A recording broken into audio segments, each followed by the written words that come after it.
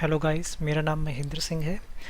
तो last video में हम लोगों ने कंप्यूटर्स वर्चुअल मशीन्स को हम लोगों ने आईपी एड्रेस दिया। ओपन फाइलर था जिसमें डोमेन कंट्रोलर आता है और जंप सर्वर भी आता है। उसमें हमने इन तीनों को आईपी एड्रेस असाइन किया और साथ साथ में नेटिंग कन्फिग्रेशन डाली थी हम लोगों ने वीवोस राउटर के ऊपर।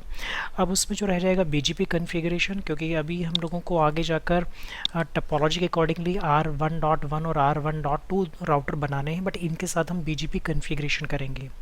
ये जो टपोलॉजी रहेगी आई बीजीपी की रहेगी, बट R1 जो राउटर है वो अगर मैश टपोलॉजी के साथ कनेक्टेड होता, मतलब जैसे R1 की कनेक्टिविटी R1.1 के साथ है और 1.2 के साथ है, ऐसे ही R1.1 की कनेक्टिविटी R1.2 और R1.1 के साथ टोटली मैश होता, तो उस कंडीशन में हमें फिर रूट रिफ्लेक्टर की रिक्वायरमेंट नहीं होती। बट रूट रिफ्लेक्टर हमें इस इन्वायरमेंट में इम्प्लीमेंट करना होगा जिससे कि हमारे लिए ये रूट्स की इंफॉर्मेशन एक R1.1 से दूसरे R1.2 के बीच में ट्रैफिक रूट्स ट्रैवल करें। तो उसके लिए मुझे यहाँ पे बीजीपी कॉन्फ़िगरेशन अपने R1 राउटर पे डालनी होगी, प्लस जो डिफ़ॉल्ट रूट हमने इंटरनेट की तरफ दिया उस रूट को हम लोग रिडिस्ट्रीब्यूट करके लाएंगे बीजीपी के अंदर, और ये R1.1 पे और R1.2 पे ये रिडिस्ट्रीब्यूट होकर ये रूट ट्रैवल करके आएगा।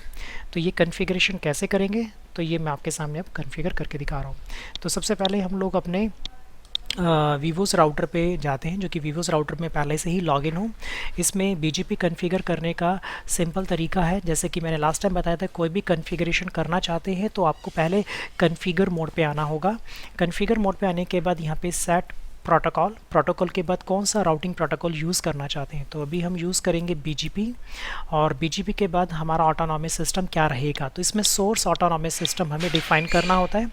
तो अगर आप ये देखेंगे कि इस पूरे इन्वायरमेंट के अंदर हमारा सोर्स ऑटोनॉमस सिस्टम 65116 रहेगा। ऑटोनॉमस सिस्टम भी दो तरह के होते हैं, पब्लिक और प्राइवेट भी होते हैं। तो आप अपनी होम लैब के अंदर अभी प्राइवेट यूज़ कर सकते हैं इजीली। तो मैं इसमें 65116 में डिफ़ाइन करने वाला हूं, और मेरा जो नेबर आईपी होगा वो आईपी क्या रहेगा। तो टपोलॉजी को ज़रा ओपन करते हैं और देखते हैं कि हमारा जो नेबर आईपी होगा 10.0.5 का 146 होगा और 5 का 162 रहेगा। तो ये दो नेबर मेरे बनने वाले हैं, तो इन दोनों नेबर्स के मैं आईपी यहाँ पे ऐड करूँगा वन बाय वन। 10.0.5.146 और उनका रिमोट एएस जो रहेगा सेम रहेगा, 65116 रहेगा। सेम ऐसे ही मैं दूसरे नेबर के लिए करूँगा। दूसरे नेबर का आईपी 162 है। तो ये तो हो गया हमारा IBGP कॉन्फ़िगरेशन जो कि हम लोगों ने इस पर डिफ़ाइन किया है। उसके बाद मुझे यहाँ पर अपना एक रूट रिफ्लेक्टर भी डिफ़ाइन करना होगा, क्योंकि दोनों नेबर एक दूसरे को राउटिंग अपडेट नहीं भेजेंगे। तो उसके लिए भी मुझे यहाँ पे रूट रिफ्लेक्टर यूज़ करना होगा। तो सिर्फ मुझे 146 पे पहले मैं करूँगा, रिमोट एएस को मैं हटाकर यहाँ पे सिर्फ चेंज करूँगा रूट रिफ्लेक्टर क्लाइंट डिफ़ाइन करना है।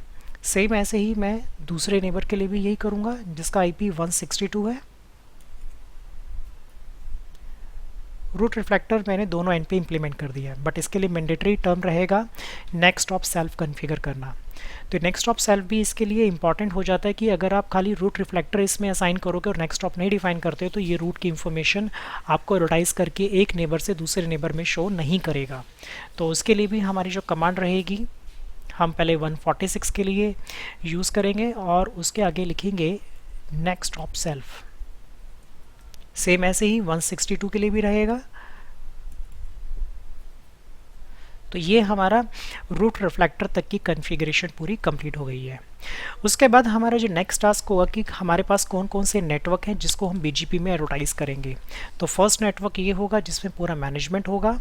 सेकंड ये लिंक जो R1 और R1.1 के बीच का लिंक होगा, और थर्ड जो होगा वो R1 से R1.1.2 के बीच का लिंक होगा। तो हमारे यहाँ पे तीन सबनेट्स होंगे, 5 डॉट का 128, 5 डॉट का 144 और 5 डॉट का 160। तो ये तीनों सबनेट्स को मैं यहाँ पे डिफाइन करने जा रहा हूँ। तो उसके लिए भी आपको सिर्फ सेट प्रोटोकॉल बीजीपी और उसके बाद नेबर कमांड को हटाना होगा। यहाँ पे आपको लिखना होगा नेटवर्क डिफाइन करना है 10.0.5.128/28।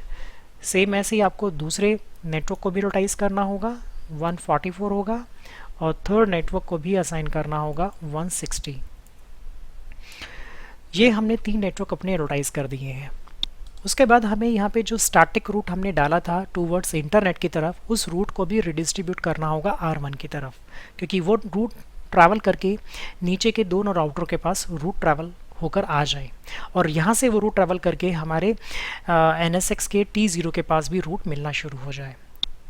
तो अभी हम लोग क्या करते हैं, इसमें यहाँ पे कमांड डालेंगे सेट प्रोटोकॉल BGP 65116 रहेगा। यहाँ पे कीवर्ड होगा रिडिस्ट्रीब्यूट। किसके साथ करना है, स्टैटिक के साथ, और आपको यहाँ पे मेट्रिक डिफाइन करनी होगी। आप कोई भी मेट्रिक ले सकते हैं, तो मैं यहाँ पे मेट्रिक 50 डिफाइन कर देता हूँ। तो ये हमारा रिडिस्ट्रीब्यूशन हो गया। अब मैं इसके बस को कमिट करूँगा और उसके बाद सेव करके देन यहाँ से एग्ज़िट करूँगा।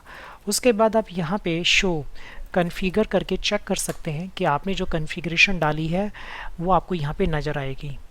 तो अभी हम लोग उसको स्पेस बार दबाते हैं, तो आप यहाँ देखेंगे प्रोटोकॉल यहाँ पर आपको नज़र आएगा BGP। नेबर आपके डिफाइन किए हुए हैं, नेक्स्ट ऑप्स है, रिमोट AS, रूट रिफ्लेक्टर है। सेम ऐसे ही दूसरा नेबर है, उसके साथ भी किया आपने, कौन कौन से नेटवर्टाइज किए वो नज़र आ रहे हैं, और रिडिस्ट्रीब्यूट स्टैटिक के साथ भी आपने डिफाइन किया हुआ है। और ये स्टैटिक रूट है जो कि BGP में नहीं है, बट इस BGP के अंदर हमने इस रूट को एक तरीके से रिडिस्ट्रीब्यूशन कन्फिगर किया है। तो ये हमारी कन्फिगरेशन एक तरीके से कंप्लीट हो जाती है।